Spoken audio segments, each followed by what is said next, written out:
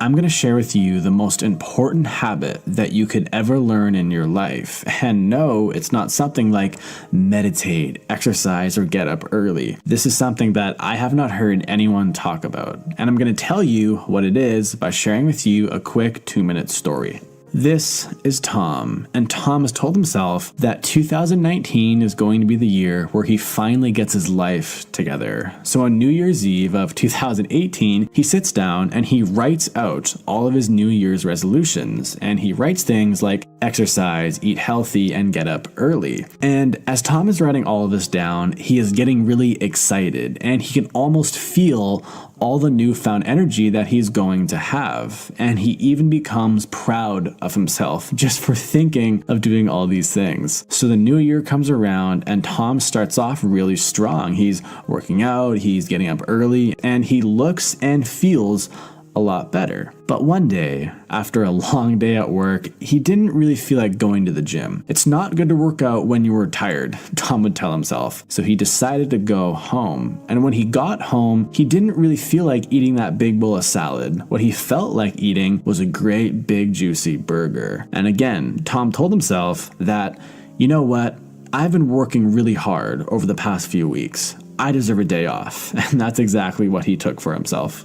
And over the next few weeks, Tom's good habits started to slow down. He started to sleep in a little bit. He would skip a gym session here and there. And then fast forward another few weeks, and almost all of Tom's good habits are gone. And he basically ended up exactly where he started. Personally, I can totally relate with Tom, and I'm guessing at least some of you probably can too. And the question is, why did Tom not stick with his good new habits? And the main reason why Tom and why most people don't stick with good new positive habits is because they don't possess the most important habit, which is something called commitment. And the definition of commitment is an engagement or obligation that restricts freedom of action. So that means you no longer have the freedom to do anything else once you commit to something. So you might be asking yourself, well, how do I really get this commitment thing? And there honestly isn't a really simple answer to this, but the best answer that I can give you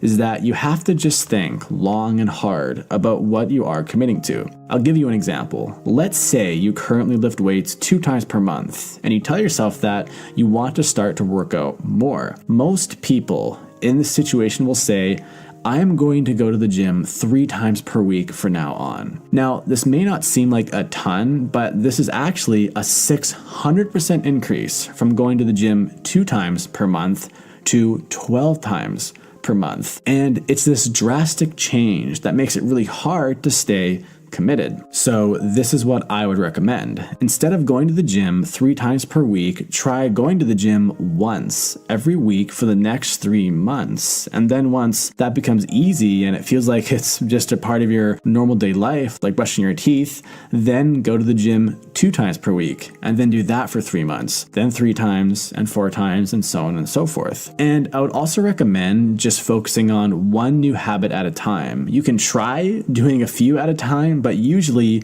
you'll end up exactly like Tom. But if you really do feel like you can take on more, then go for it. But the key thing here is to always stay committed. It's really important to never ever go back in your commitments, because if you cannot honor your commitments, you simply won't get to where you want to go in life. Creating great habits is kind of like building a house. Imagine that all of your habits are like bricks that you stack on top of one another, and the commitment is like the glue that holds all the bricks in place. It's kind of fun and easy in a way to just kind of stack up bricks on top of one another, and then we imagine this amazing looking house that we are going to build.